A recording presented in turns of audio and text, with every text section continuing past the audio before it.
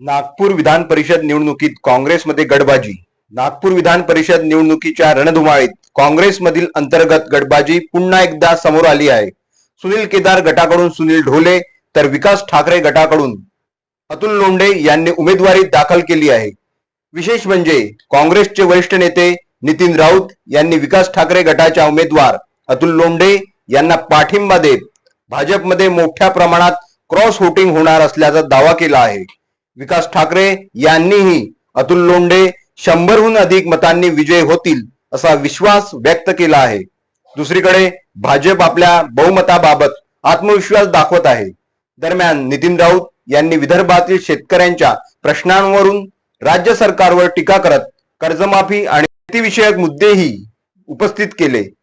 नागपूर विधान परिषद निवडणुकीत नेमकं कोण बाजी मारणार, भाजपमध्ये खरंच क्रॉस वोटिंग होणार का, याचा फैसला मतमोजणीनंतर होणार आहे. धन्यवाद.